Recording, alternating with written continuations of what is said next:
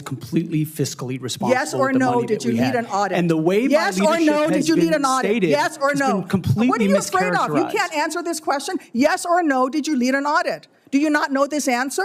Senator, every yes or part no? of my leadership yes of these no? organizations yes has or been no, did you lead an audit? misrepresented I will from take top that as to a no. bottom. What were the findings? So there were no findings because you've never led an audit. What guidance did you give the auditors? None, because you've never led an audit. Nobody expects you to be an accountant, Mr. Hegseth. What we expect is for you to understand the complexity. What we are witnessing is not a routine partisan skirmish, but a life-or-death national security stress test right on the Senate floor.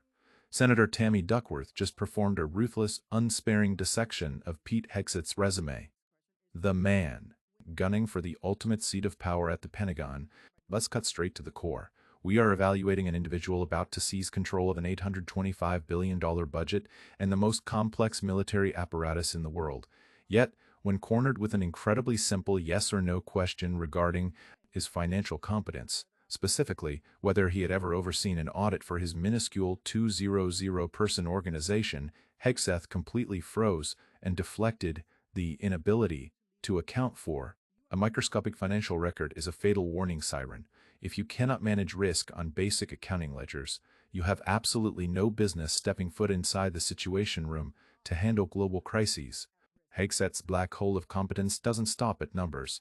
Duckworth also exposed a geostrategic void that borders on catastrophic. A Secretary of Defense is required to know the map of global alliances by heart, but Hegseth confidently lumped South Korea, Japan, and Australia into ASEAN. This wasn't a stress-induced slip of the tongue. It is piercing evidence of a fundamental ignorance regarding the Indo-Pacific, America's #1 strategic focal point of this century. This hearing tore right through the superficial culture war smokescreen over women in the military that Hegseth tries to hide behind.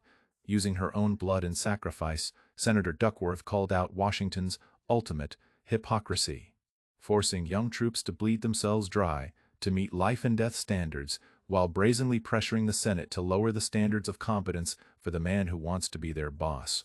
Keep watching until the final minutes, because the moment Duckworth wields the soldier's creed to deliver the coup de grace that strips away Hegseth's arrogance is a masterclass in constitutional oversight.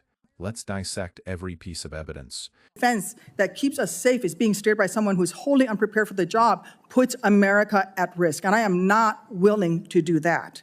With that in mind, Mr. Hegseth, I want you to try to explain to the American people, this committee, who have to vote for you, and to our troops who are deployed around the world, why you are qualified to lead the Department of Defense. We already know that you've only led the largest, a 200-person organization. We already know that you so badly mangled a budget that after you left, they had to bring in a forensic accountant to figure out what went wrong, and that the largest budget you ever managed was about $18 billion. You know, that is about 51,560 times lower than the Department of Defense budget of $825 billion. $16 million is 51,568 times smaller than the defense budget. Please describe to me, Mr. Hegseth, you talk about DOD passing an audit. Please describe to me a time or an organization when that you led underwent an audit, because you say you're going to hire smarter people than you to run this audit. I'm not asking you to be an accountant. From the perspective of lawmakers and government watchdogs, this is the pathetic collapse of an illusion of power. Duckworth doesn't use ideology to attack, she uses pure math to unmask the nominee. Managing a mere $18 million and leaving behind such a wreck that a forensic accountant had to be called in to clean it up is, by definition, a managerial disaster. But placing that individual at the apex of an $825 billion machine, where every single mistake is paid for with human lives, is the height of irresponsibility by an entire nomination system. The Pentagon sustains its power through supply chains, through budget estimates accurate down to the penny, to ensure our Marines never run out of ammunition. Hegseth's evasion of a simple yes or no answer exposes that he is entirely clueless about the true weight of the word accountability. Anyone who has ever worked in the machinery of government understands this. You don't necessarily have to be an accountant, but you must know how to issue directives to auditors. Answering "there were no findings because I've never led an audit" is the most damning confession of administrative incompetence. Secretary of Defense has to have breadth and depth of knowledge. Right now, I am concerned that you have neither. Mr. Hegseth, what is the highest level of international negotiations that you have engaged in, that you have led in? Because the Secretary of Defense does lead international security negotiations. There are three main ones that the Secretary of Defense leads and signs. Can you name at least one of them? Could you repeat the question, Senator? Sure. What is the highest level of international security agreement that you have led?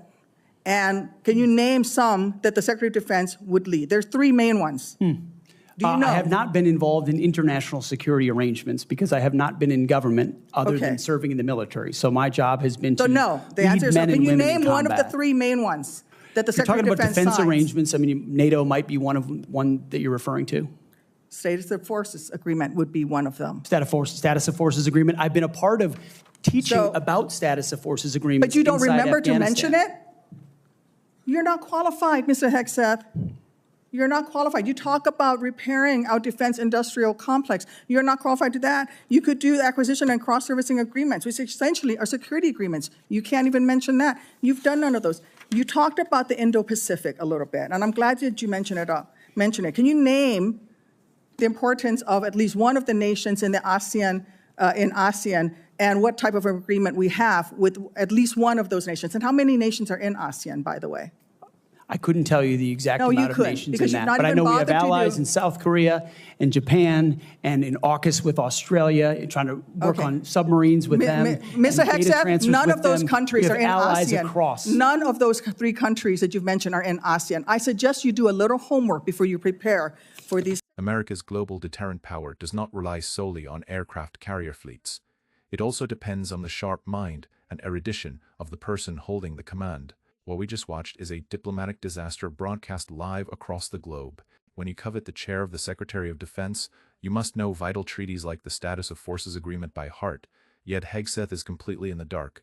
More terrifyingly, we're confidently shoving Japan and South Korea and Australia into ASEAN demonstrates a total bankruptcy of geostrategic thinking when the future Secretary of Defense cannot even discern the map of crucial alliances. Our enemies will start testing our limits, and our allies will bitterly start looking for backup plans. Having a senator tell a cabinet nominee to go do a little homework is a humiliation of national proportions, starkly proving that political umbrellas can never cover up a total vacuum of actual capability. Types of negotiations. Listen, Mr. Hegseth, we ask our troops to go into harm's way all the time. We ask them to go into harm's way. And this behind me is a copy of the Soldier's Creed, a copy that usually hangs over my desk here in the Senate, and you should be familiar with it. It's the same copy that hung over my desk at Walter Reed every single day that I woke up and fought my way back because I wanted to go back and serve next to my buddies who'd saved my life. This same copy, these words are repeated over and over and over again. And let me read out two things to you, two sentences. I will always place the mission first, and I am disciplined, physically and mentally tough, trained and proficient in my warrior task. Mr. Hegseth, our troops follow these words every single day, and they man up and they pack their rucksacks and they go to war. And they deserve a leader who can lead them, not a leader who wants to lower the standards for himself or raising the standards for other people. And by the way, our troops already meet the standards. We ask troops to man that ship, fight that fire, fly that helicopter until their very last breath. And they do that every single day. They cannot be led by someone who's not competent to do the job. How can we ask these warriors to train and perform the absolute highest standards when you are asking us to lower the standards to make you the Secretary of Defense simply because you are buddies with our president-elect? And by the way, he has filed for bankruptcy 6 times. I'm not quite sure he's the kind of CEO you want to refer to as a successful businessman. Let me make it clear. You can't seem to grasp that there is no U.S. military as we know it without the incredible women that we serve. Women who've earned their place in their units. You have not earned your place as Secretary of Defense. You say you care about keeping our armed forces strong and that you like that our armed forces are meritocracy, then let's not lower the standards for you. You, sir, are a no-go at this station. This is a head-on collision between two core value systems. On one side, a meritocracy paid for in the blood of the military, and on the other, political cronyism intentionally hollowing out the Pentagon. On the battlefield, no one can buy rank, and political connections cannot act as a bulletproof shield for incompetence. When Senator Duckworth evoked Walter Reed Hospital, where she fought to claw back her life after leaving her legs on the battlefields of Iraq, she crushed every single one of Hegseth's sophistries. The verdict, "You, sir, are a no-go at this station," doesn't carry the color of a politician's rhetoric. It's the roar of a commanding officer outright rejecting a recruit who doesn't measure up. If a man who cannot identify allied blocks and has never known what it means to manage an audit can simply waltz into the Pentagon solely on the back of his connections, what happens to the sanctity of our military? If you patiently watched until the very last second of this gritty political analysis, you are exactly the kind of citizen this country needs. Hit the like button to help these truth-exposing videos reach more people. Drop a comment below. I really want to hear your perspective on Duckworth's ironclad no-go verdict. Don't forget to share this video, hit the notification bell, and subscribe to ensure you are always one step ahead in grasping the truths hidden behind the closed doors of power. Thank you for watching. Welcome back to the political epicenter. Donald Trump has officially kicked Attorney General Pam Bondi out the door, ending the career of one of his most loyal allies with a single chilling decree. Let's cut to the chase. The truth is unfolding right in the heart of the West Wing. Bondi was ousted because she failed to weaponize the Justice Department to destroy political rivals. And worse, her clumsy cover-up to seal the sensitive Jeffrey Epstein files ignited a storm of public outrage. Amidst the panic, Todd Blanche, an obedient personal defense attorney, was immediately propped up to replace her. Listen to the moment the system fractured on national television. Coming on the air with breaking news, President Trump has apparently fired his Attorney General Pam Bondi, according to a senior administration official and a source familiar with the matter. This comes after NBC News learned that the president has grown frustrated with his Attorney General in recent days, according to multiple sources. Just minutes after NBC dropped the hammer, Fox News, the administration's traditional safe haven, scrambled onto the airwaves for damage control. Watch how reporter Peter Ducey awkwardly delivers the whitewashed script straight from the White House. And the president said he was preparing some remarks. We think that it is going to be the official announcement about the Attorney General Bondi leaving the Justice Department. She will not be leaving the administration. They are going to find a different job for her. So President Trump thinks that she did a good job. President Trump still likes her, but at this time, he feels like Todd Blanche should be elevated in an interim role. So the plan, at least as of the last couple minutes, and a lot of things are changing, is to name Todd Blanche in an interim role as the country's top law enforcement officer running the Justice Department. We are hearing a lot of different things about why this might happen. We think President Trump will elaborate on that more. But when you talk to people here at the White House, it is very important to them just to reiterate that there's not bad blood right now with Bondi leaving. The contrast between these two broadcasts is the absolute peak of media manipulation.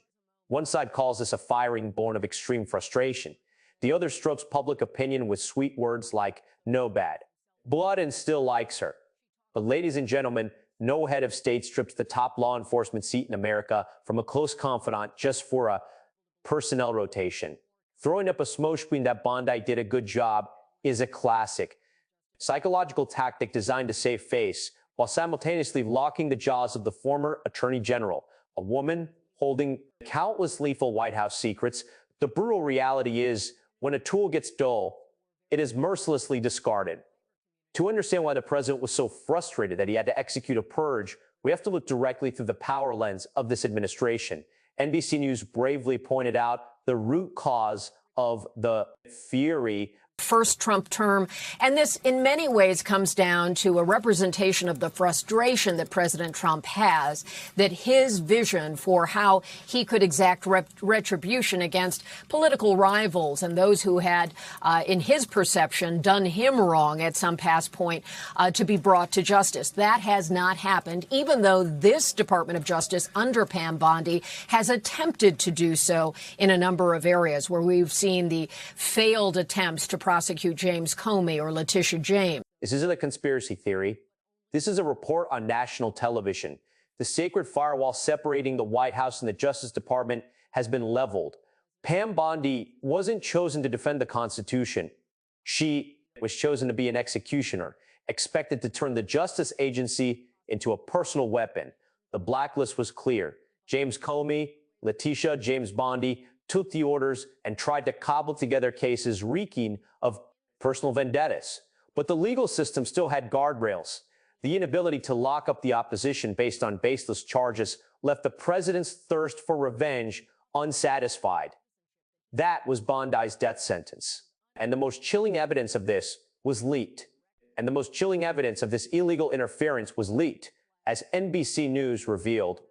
And there was a message posted some months ago in which he seemed to and appeared to post what was meant to be a private message that started with the word Pam, and had a directive about actions that he wanted to see her take on when it came to potential indictments for people that he wanted to see happen in a faster way with more of an urgency to it. A cold text message starting with Pam, followed by a colon, turning the law into a personal toy.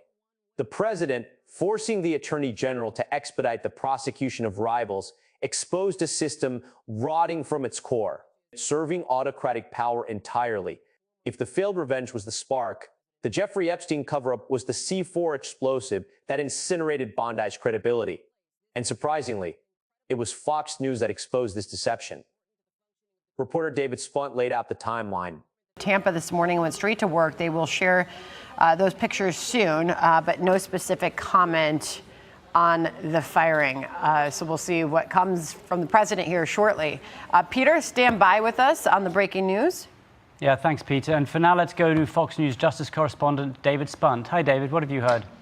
Well, we knew that Pam Bondi, the former attorney general, was on thin ice for a long time with this administration, though she has a personal close relationship with President Trump. She's known him for years. She was the attorney general in the state of Florida. He's a resident of Florida. She was his attorney during his impeachment trial in the Senate during his first term. So President Trump and Pam Bondi have a good personal relationship. But we know administration officials were not happy with the way the Epstein files were handled. This is something that has really hurt the Attorney General since she came into office in February of 2025. Just some history there. She comes into office February 2025, and then a few weeks later, in an interview with John Roberts, I believe it was during this hour on Fox News with John and Sandra, said the Epstein files were on her desk, or the files were on her desk when she was asked about the Epstein files.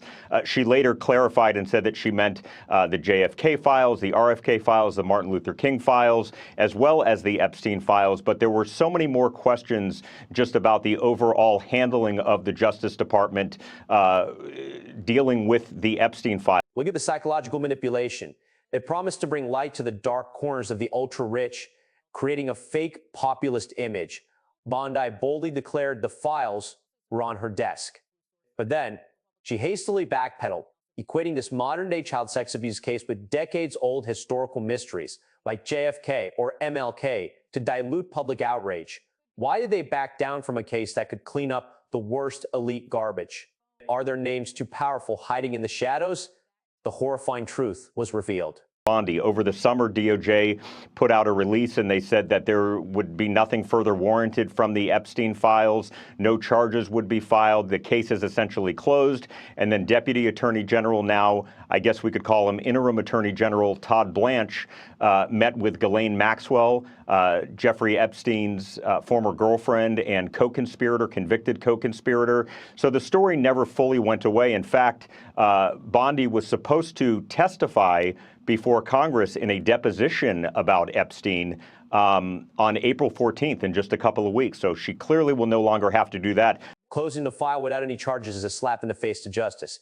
And the most gruesome detail, Todd Blanche, the man replacing Bondi, is the exact person who met with Ghislaine Maxwell, the notorious co-conspirator. Instead of prosecuting, they were negotiating. Congress was furious and subpoenaed Bondi to testify on April 14th. Executing Bondi right now is a ploy to silence their riskiest witness, snuffing out a PR disaster right before the midterms. To truly see the cold-blooded nature of the political elite, look at the scene just 24 hours before the sentence was handed down. In a back seat, and she was in the seat with him yesterday, going in the Beast, as it's known, the presidential limousine, to the Supreme Court to listen to one of the key ideas of his time in office, which is birthright citizenship that he wants to challenge. Apparently, she was unable to save herself in those personal, direct moments. Yeah, I mean, I was sitting there. I saw them, and everybody looked very chummy. It was her along with Secretary Lutnick sitting with the president, very dialed in. Obviously, this birthright citizenship, a huge issue for the president, one of his first executive orders, a very big issue for him legally. For him to show up as the first sitting president telegraphed a lot of weight on this argument yesterday. And so they were sitting there together, clearly as his top law enforcement officer, as the attorney general. She was a part of that A-list bench that was there together. And they looked very chummy. At one point, there was actually some passing of notes. And you wouldn't have, from seeing them together in court yesterday, imagined that there was something that there was this close to being in the... It's a scene more chilling than any mafia movie. Bondi rode in the armored vehicle, the Beast, the ultimate symbol of power. She was laughing, passing notes with the president in the A-list seats at the Supreme Court. She thought she was an untouchable courtier. She had no idea her political death warrant was already signed. And those social smiles were just an anesthetic before the guillotine dropped. Absolute loyalty is no longer a shield. It is a fatal weakness in the face of impulsive power. Bondi is out, clearing the path for Todd Blanche, ringing the death knell for the independence of the U.S. judiciary. Fox News didn't even try to hide his background. Cases. So this was a situation in which the president really has resisted a lot of high turnover in his cabinet. Of course, some weeks ago, we did see the DHS secretary, former Secretary Kristi Noem, fired from her position before former senator, now the new DHS Secretary Mark Wayne Mullen, was put into place. And that had been the first actual cabinet secretary that was ousted and then replaced. So Pam Bondi will be the second in a very, very critical role here, as she has been involved in many of the very urgent matters and situations that the president has been dealing with, from everything on national security to, again, some of these more local and domestic investigations that he wanted her to pursue. Todd Blanche is no constitutional warrior. He's the lawyer who untangles Trump's private scandals. Promoting a private attorney to head the nation's law enforcement agency is the pinnacle of conflict of interest. With Blanche's arrival, the DOJ officially becomes the president's private law firm, using taxpayer money to protect allies, cover up the Epstein files, and crush the opposition. The White House doesn't need a weak gatekeeper like Bondi anymore. They need a henchman who stops at nothing. Kristi Noem left. Now Bondi. The executive machine is spiraling into a continuous purge to find pieces willing to break every final limit. But the disaster doesn't stop at the DOJ over on Capitol Hill. Congressman Steve Cohen just exposed another brutal massacre happening inside the FBI under the hands of Director Kash Patel. 12 elite counterintelligence agents, the CI-12 group, who just wiped out with a snap of his fingers under the laughable excuse of ethical violations. The truth Cohen exposed will make your blood run cold. These 12 agents were the exact team that dared to investigate the hoarding of top-secret documents at Mar-a-Lago. This is a bloody vendetta. Anyone who touches the president's reverse scale will be destroyed. But what is the ultimate tragedy? While the top brass is busy gouging out the nation's intelligence, eyes for internal revenge, they are completely blind to an approaching war disaster. Blaring red alerts about a global economic collapse stemming from a potential Strait of Hormuz blockade are being thrown in the trash. The administration machine is using law enforcement agencies as a personal slaughterhouse to satisfy vendettas, callously gambling with the lives and economy of the people. The firing of Pam Bondi and the FBI purge is not the end. It is a damning indictment of a system where the truth is distorted, loyalty is drained, and the law is trampled to serve one individual. Don't forget to leave your thoughts below and subscribe so we can continue dissecting the ruthless events to come.